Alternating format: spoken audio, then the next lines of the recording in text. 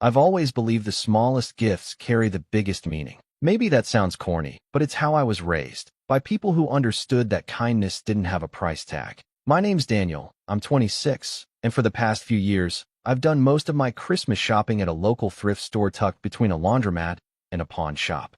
It's not about being cheap. It's about finding something with a story, something that's been loved before, that deserves a second chance. Sometimes I repaint old picture frames, stitch up teddy bears, or polish antique candle holders until they look like they belong in some cozy vintage cabin. I like the process. I like the care it takes. And every December, I bring my little collection of hand-picked, restored treasures to my family's Christmas Eve gathering. I wrap them in newspaper comics and tie them with twine. It's become my thing. Or at least, it used to be. The first real crack in the foundation happened 3 Christmases ago, though at the time, I told myself it was nothing. We were all gathered in my parents' living room. Mom humming along to the old Bing Crosby records. Dad fiddling with the thermostat like he always does when people dare to feel comfortable. And my older brother Mason, 30, showing off the latest watch his girlfriend bought him. Mason's the kind of guy who gets his haircut every Thursday at exactly 2:30, drives a black Tesla, and says things like, "It's all about networking," when you ask how his startup's doing. He wore a blazer on Christmas Eve. I wore a hoodie with a ketchup stain from lunch. I handed out my gifts like I always did. To my niece, a hand-painted jewelry box with her name in curling letters across the top. To my parents, a vintage coffee grinder I'd spent weeks refurbishing, cleaned, oiled, and restored to a perfect crank. And to Mason, a copy of a rare book I'd found buried in the back corner of the thrift shop. The Art of War, leather-bound, gold-trimmed, with a handwritten dedication on the first page dated 1942. I thought he'd appreciate the aesthetic. He once called himself a business warrior. I thought it was corny, but maybe he'd see the gesture. He opened it, looked at the cover, then looked at me. Not a smile, not a thank you, just a short little snort of air from his nose. Then he turned to his girlfriend and said, "Is this a gag gift or something?" I thought he was joking. I even chuckled along, awkwardly. But he didn't laugh. Just slid it aside and reached for the next gift under the tree, a high-end VR headset from our parents. That night, in the car ride home, I tried to brush it off. Maybe I was reading too much into it. Maybe Mason had a weird day. Maybe he didn't like old books. It didn't mean anything, right? But that was just the beginning. Last year, things got worse. The family decided Christmas Eve would be hosted at Mason's place, his modern, sterile apartment in the city where everything smells faintly of lemon and money. I showed up with a box of gifts, carefully labeled, all thrifted and cleaned, just like always. I'd even made Mason a custom wall art piece with a quote from Sun Tzu laser-etched into reclaimed wood. Opportunities multiply as they are seized. I thought it might actually suit his weird alpha grind set personality. I even put it in a box lined with red silk I found at the fabric store. When he opened it, he didn't even hide his smirk this time. "Jesus," he said, holding it up for everyone to see. More trash art from Daniel the dumpster diver. A few people laughed. His girlfriend covered her mouth like she didn't want to, but she laughed too. I felt my cheeks go hot. I didn't say anything. I just took a sip of wine and forced a smile. Later that night, I overheard him in the kitchen telling one of his buddies, "Christmas is for people who actually matter. Dan still thinks it's a charity project." I stood there, in the hallway, holding my empty mug, trying to decide whether to laugh or cry. I didn't do either. I left early, blaming it on a headache. No one tried to stop me. Still, I told myself I was overreacting. Families tease. Siblings joke. Maybe Mason was just one of those guys who didn't understand sentimentality. Maybe I needed thicker skin. But this year, this Christmas, something shifted. And it all started with the gift I gave my grandpa. Grandpa John is 87. Ex-Marine, ex-mechanic, current master of crosswords and peppermint candy. He walks with a cane but still insists on mowing his own lawn. He's always been my favorite relative. Maybe the only one who really gets me. He tells me stories about his childhood growing up in the Dust Bowl, about fixing cars with baling wire and duct tape, about how he met Grandma at a dance by accidentally stepping on her foot. He keeps a shelf of precious things in his den, little objects with meaning.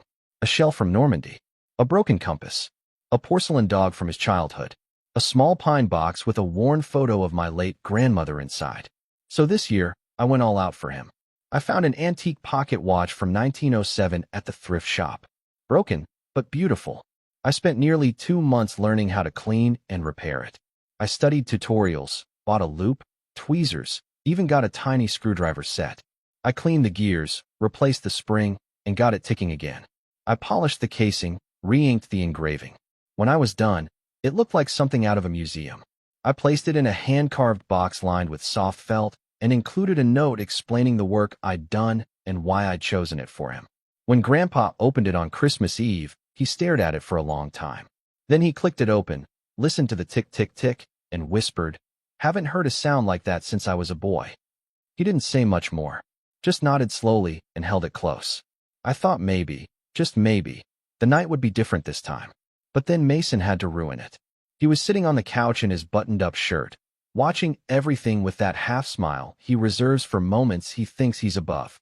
When Grandpa hugged me and whispered, "Thank you, son," Mason cleared his throat and said, "Man, you really went all out this year. How many dumpsters did you dig through for that one?" The room got quiet, just for a second. Then someone laughed. "Dad, I think." Maybe nervous, maybe not. And just like that, it was a joke again. I looked around the room, waiting for someone to say, "Hey, that's enough." But no one did. So I left, quietly. No scene, no drama. I just gathered my coat, nodded to Grandpa, and stepped out into the cold night air without saying goodbye. I didn't know what would happen next. I didn't know what that quiet little moment had sparked. But the next morning, Grandpa asked me to come by his house. Alone. He had something to show me. And what he said, what he showed me, would change everything. I didn't sleep much that night. I kept replaying Mason's words in my head, over and over again, like a scratched record. How many dumpsters did you dig through for that one? The worst part wasn't even the insult. It was how casual it was, how automatic. Like it wasn't even worth thinking twice about. Just a reflex.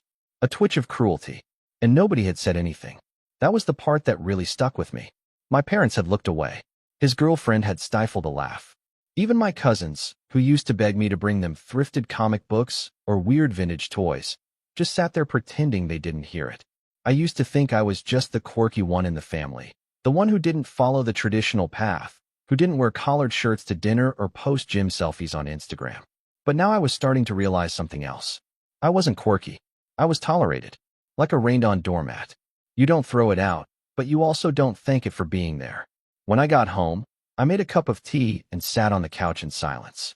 The Christmas lights I'd strung around my tiny apartment blinked like a dying heartbeat. I stared at them until they blurred. I hadn't even opened the gifts I was given. Not that I expected much. The next morning, just as the sun began to rise and paint my window in orange light, my phone buzzed. It was a message from Grandpa. "Come by this morning if you can. Just you. Before noon." I didn't even hesitate. I threw on a sweater and drove over, still wearing the jeans from last night. His house sat like a relic from another time, modest, brick, with faded holiday decorations on the porch that hadn't changed since I was 10. I knocked once. He opened the door himself. "Morning, Daniel," he said, voice gravelly but kind. "You come in now. Got something to show you." His living room smelled like cinnamon and old paper. I followed him to his den, where he sat in the big leather chair he'd had since I was a kid. He gestured to the smaller one across from him.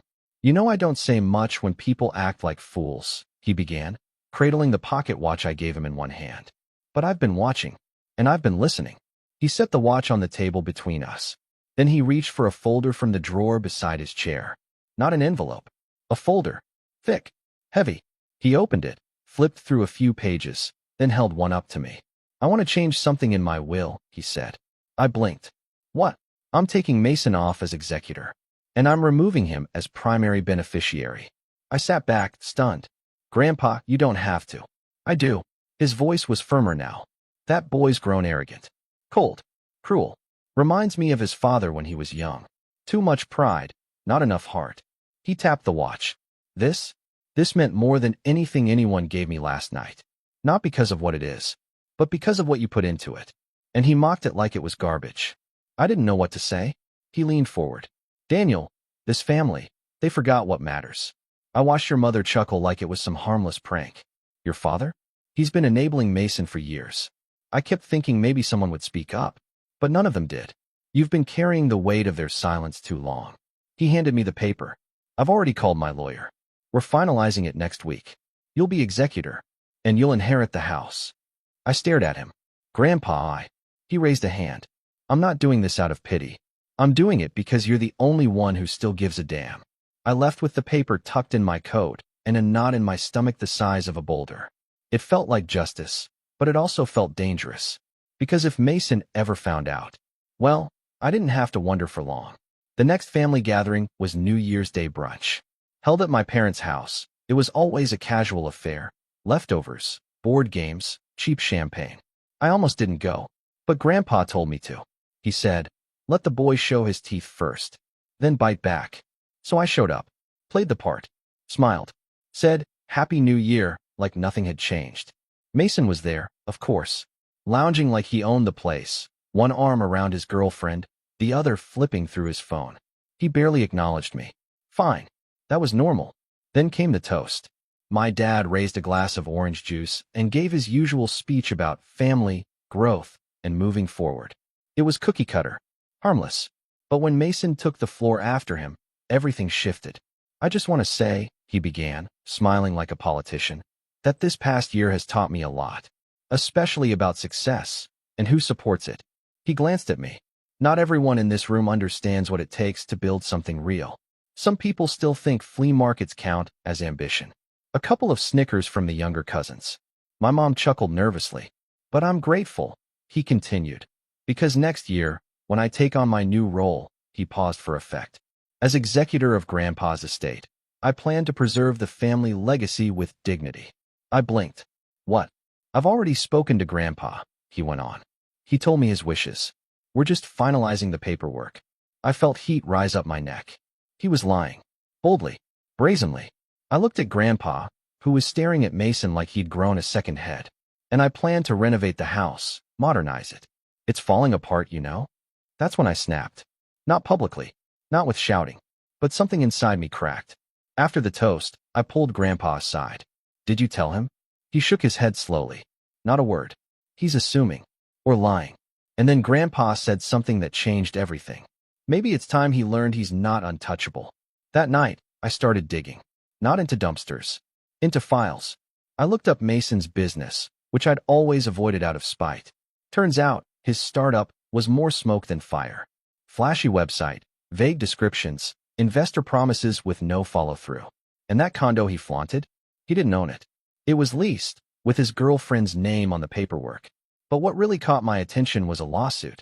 Small, quiet, buried in online records from 3 years ago. A former contractor had sued Mason for breach of contract and unpaid fees.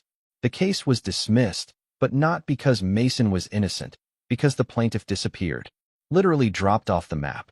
I filed it away, noted the names, made screenshots, because I knew what was coming next. A week later, my mom called me. Not to check in, not to apologize.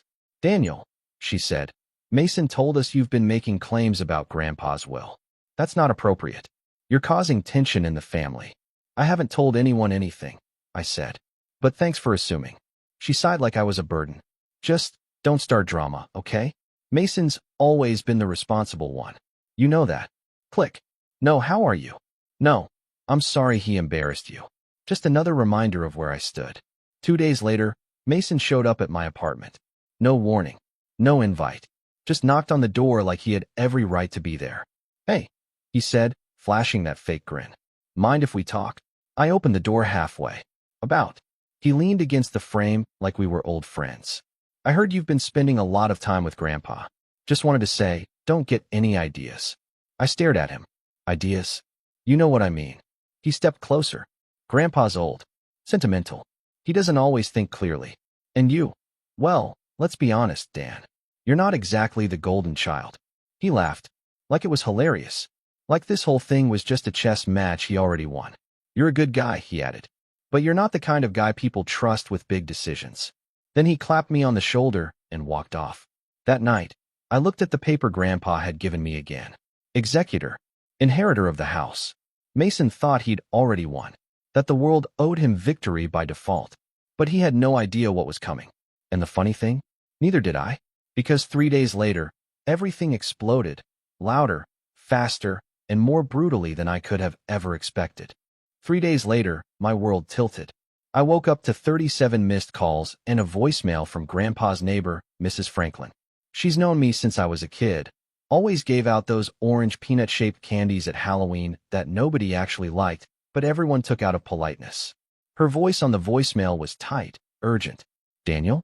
Honey, it's Mrs. Franklin. I didn't want to overstep, but the paramedics just took your grandfather. He collapsed in the front yard. It looked like a stroke. They're taking him to St. Clair's. I'm so sorry. I didn't even put on socks. I just grabbed my coat and keys and ran out the door. My heart was hammering in my chest the whole drive, faster than my foot on the gas. I don't even remember the red lights. I don't remember parking.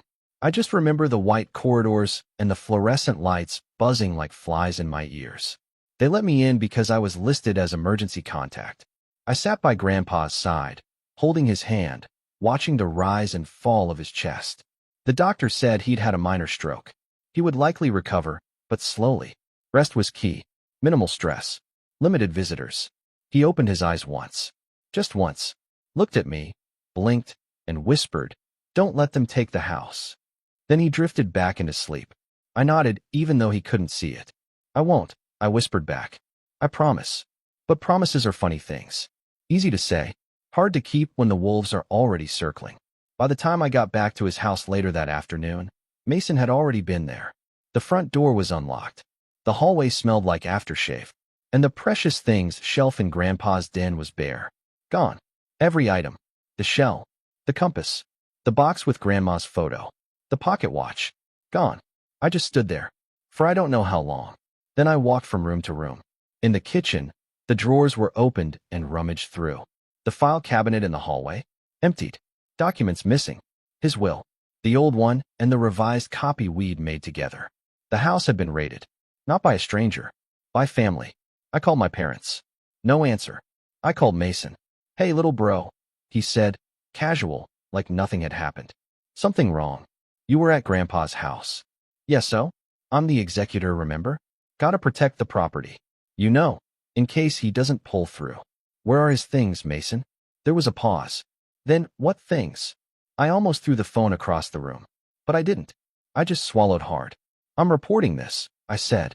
"You went through his private property. You stole from him." He laughed. Not a big laugh. Just a low, pitying chuckle. "Daniel, come on. This is your emotional side talking. Don't embarrass yourself." Then he hung up. And for the first time in my life, I realized I was alone. Truly, entirely alone. No allies. No backup. Just me, a half-empty house, and a promise to a man who might not even wake up again.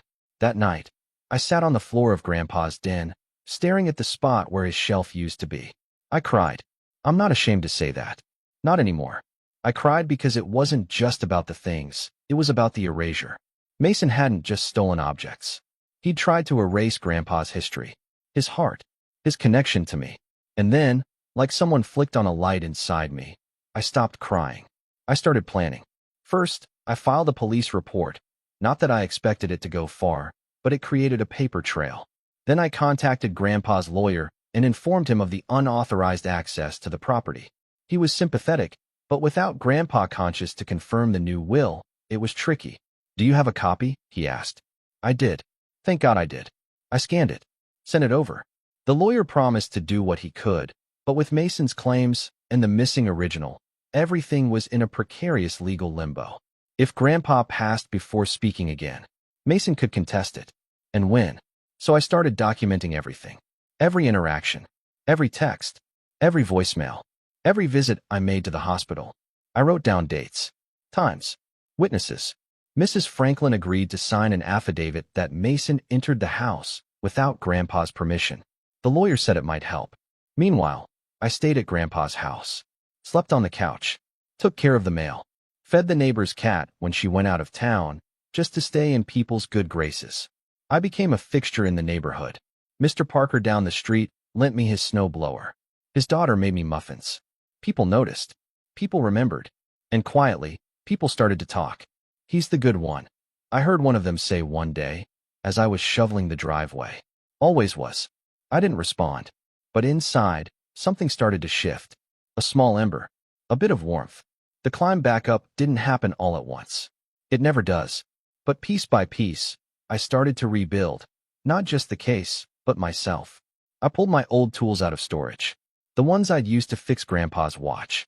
I started going back to the thrift store, not to escape, but to reclaim something. Every item I picked up, I asked myself, would Grandpa have liked this? I bought a busted old clock, restored it, and donated it to the senior center in his name.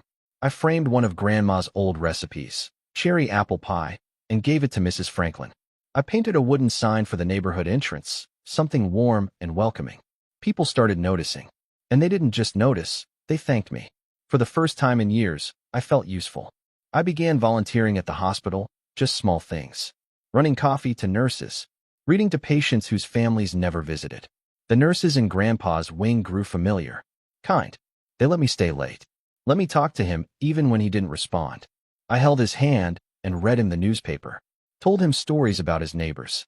About how the tree out front had finally dropped all its leaves. About how Mason's cologne still haunted the front hallway, but I'd scrubbed most of it out. I wasn't just waiting anymore. I was living. And then, a month after the stroke, something happened. I was reading to him, as always, and I paused to take a sip of water. That's when I heard it. Cherry apple pie. I froze. I looked at him. His eyes were open. He blinked slowly. Smiled. She used to make it every winter, he said. I nodded, choking back tears. She did. He reached for my hand. They tried to take everything, didn't they? I squeezed his hand. I'm working on it. He didn't say much more that day, but it was enough. He was awake. He was present. And Mason had just lost his most powerful weapon, silence. But the battle wasn't over. Not by a long shot. Because 2 days later, I got a call. Not from the hospital. From a real estate agent. Hi, is this Daniel? She asked.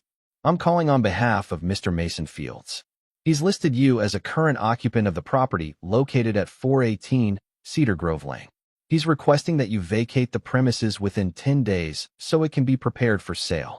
My blood turned to ice. He doesn't own the house, I said. There was a pause. He provided documentation indicating otherwise. I thanked her, hung up, and stood in the kitchen staring at the old clock I'd just repaired that morning. Mason had filed a fraudulent deed transfer. He was trying to sell Grandpa's house right out from under him. And if I didn't stop him, he might succeed. But I wasn't the same Daniel I'd been in December. I wasn't the awkward little brother with thrift store wrapping paper and too much hope. I was the man Grandpa trusted. I was the man who rebuilt from rubble. And I was about to remind Mason that some things, some people, can't be bought, erased, or sold. By the time I hung up with the real estate agent, I wasn't even angry. That surprised me. No shaking hands. No dry mouth. Just clarity. A quiet, focused rage. Not the explosive kind, but the kind that sharpens you. For the first time in my life, I saw Mason for what he really was. A con man in a tailored shirt, feeding off a family too blind, or too comfortable, to stop him. But I wasn't blind anymore. And I wasn't going to let this slide. I pulled out the folder Grandpa had given me, the one with the original draft of the updated will. The one where I was executor. It wasn't notarized yet, but it was signed. Dated. I'd scanned it weeks ago, and I had both the digital and physical copies stored safely in a fireproof box in my apartment. I texted Grandpa's lawyer again, David Klein, and told him what had just happened. He called me back 10 minutes later. Daniel, I've dealt with a lot of slime balls. But this is bold. If Mason forged any documents to transfer property before your grandfather was declared legally incapacitated, that's fraud. Felony level. Can we stop the sale? I can file a temporary injunction. If I get confirmation from your grandfather, preferably on video, that he never authorized a sale or deed transfer, we can block the transaction immediately. He's speaking again, I said.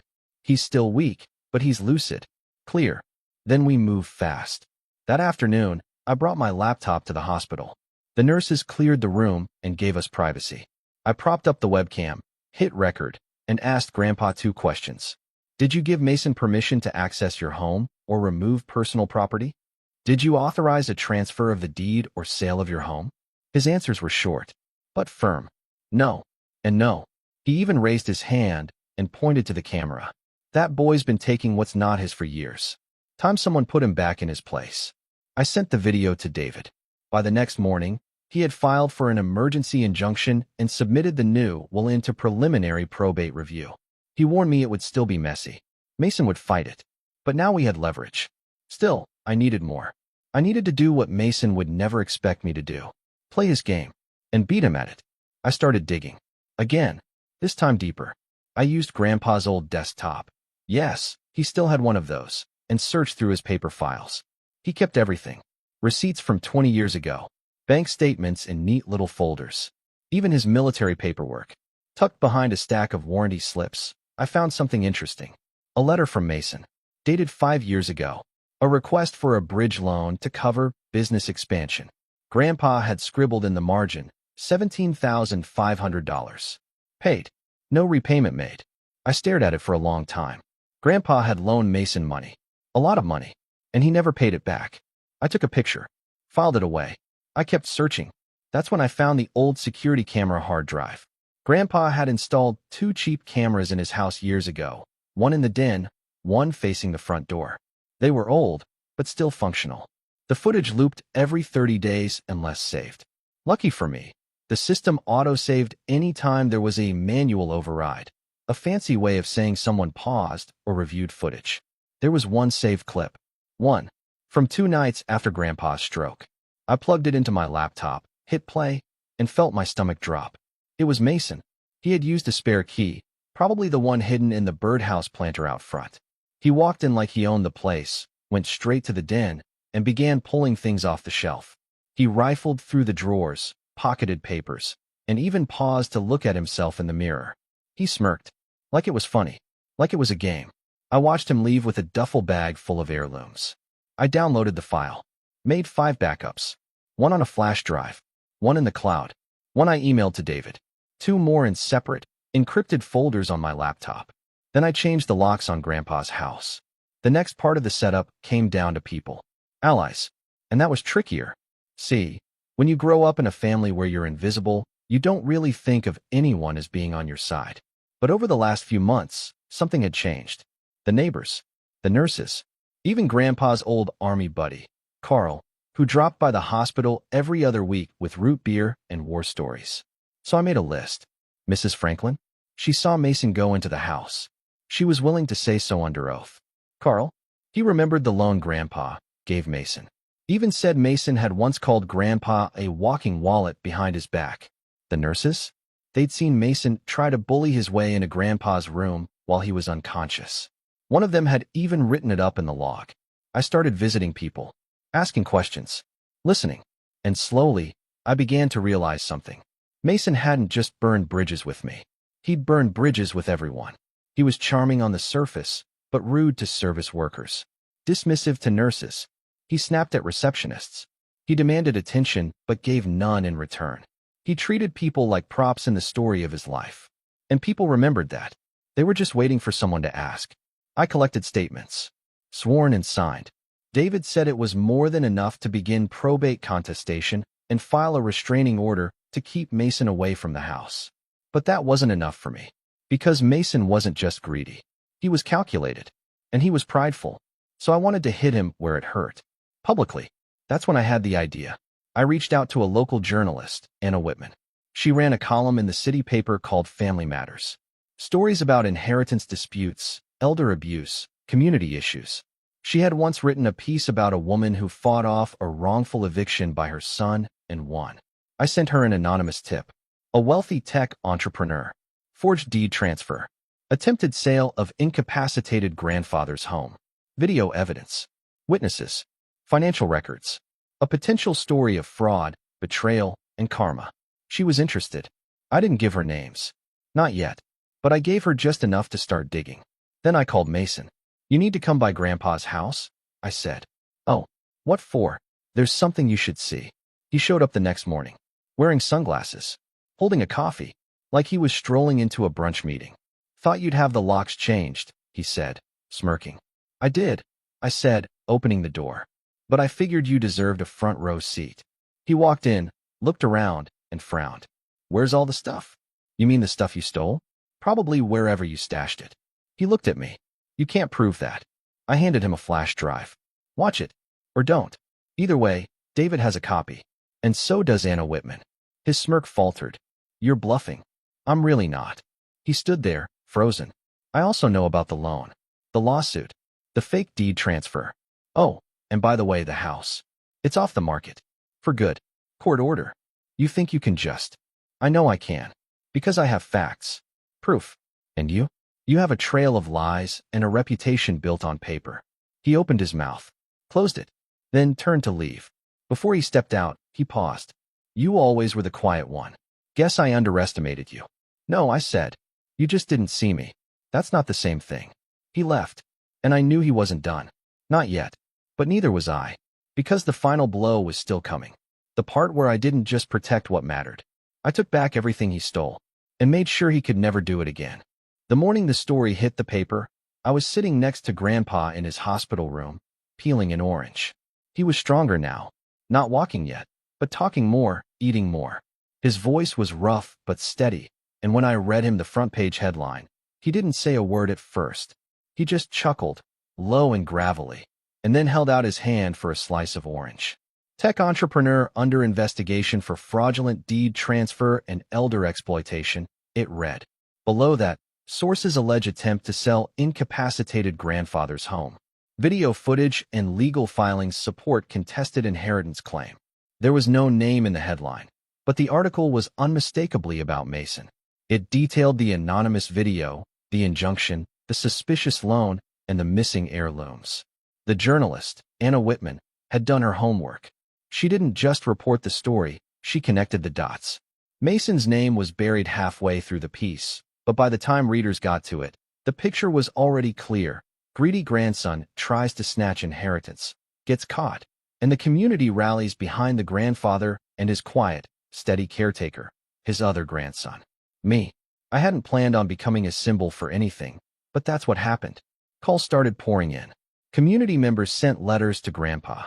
The hospital got flowers. Someone taped a handwritten note to the front door of Grandpa's house. Some legacies aren't for sale. Mason, on the other hand, vanished. Not literally, but socially.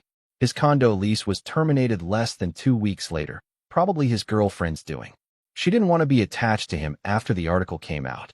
Her social media went private, then disappeared entirely. A mutual cousin told me she moved back to Chicago. Mason, apparently, had been couch hopping ever since. Meanwhile, Grandpa's house was legally locked down. The new will, once Grandpa formally re-signed it in front of a notary, became the active file in probate court. Mason tried to contest it through his lawyer, claiming undue influence. But with the video footage, the community statements, the neighbor witnesses, and the very public bad press, his claim collapsed within weeks. His lawyer dropped him. David Klein called me and said, I've never seen a case collapse this neatly. He set fire to his own credibility before we even stepped into court. But I wasn't done yet, because there was still the matter of the heirlooms. The compass, the photo box, the pocket watch. I had no legal proof Mason still had them. No direct way to force him to return them. But sometimes, pressure isn't applied in court. Sometimes, it's applied in the quiet spaces where a man like Mason still thinks he has control. I texted him. Just one line. The watch you stole? I'm getting it back. One way or another.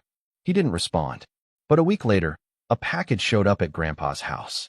No return address. Inside, wrapped in a sweatshirt that still smelled like Mason's cologne, were every single item from Grandpa's shelf. Even the silk-lined box I'd made. No note. No apology. Just silence. I showed Grandpa, and he stared at each item like he was seeing old friends return from war. He held the compass for nearly 10 minutes. Didn't say a word. Then he looked at me and said, You kept your promise. I nodded. We're not done yet. Because revenge, to me, wasn't about punishment. Not anymore. It was about justice. About correction. About pulling something broken into the light and saying, no more. So I gave the video footage to the state's Elder Abuse Task Force. They launched an investigation. I gave the unpaid loan documents to a civil attorney. Mason was sued for the $17,500 plus interest. He didn't show up in court. A default judgment was entered. The court authorized wage garnishment, though, to be honest, there weren't many wages left to garnish. His startup was already hemorrhaging. Clients had backed out. Investors ghosted him. A few people had recognized the name from the article and connected the dots. One even wrote a blog post about their experience being conned by Mason. It went semi-viral. In a matter of months, his empire of smoke collapsed. And I didn't even have to push. I just held up a mirror. As for me, life didn't change overnight. But it did change. Grandpa moved back into his house after 3 months of rehab. I helped modify it, grab bars in the bathroom, ramps at the door. Carl came over on weekends to help. Mrs. Franklin brought soup. The neighborhood, once just background noise, became something closer to family. And I found something else too. Purpose. I started taking on more repair projects. For neighbors. For friends. I posted a listing online. Restoration with story. Heirlooms brought back to life. People responded. Not because they needed perfect items, but because they wanted meaningful ones. The business grew. Slowly, honestly, without flash. Just me, my tools, and a workbench by the window. And one day, 6 months after it all ended, I got a letter. From Mason. Typed. 2 paragraphs. No salutation. I underestimated you. I won't pretend I'm sorry for everything, because I'm not. But I am embarrassed. You won. Fair and square. Keep the house. Keep it all. I'm done with this family. No return address. No way to reply. I read it once. Then twice. Then I folded it, placed it in the back of the photo box, and slid it onto the shelf in Grandpa's den. Restored, rebuilt, and glowing with quiet dignity. Because that letter wasn't for me. It wasn't closure. This, everything else, was.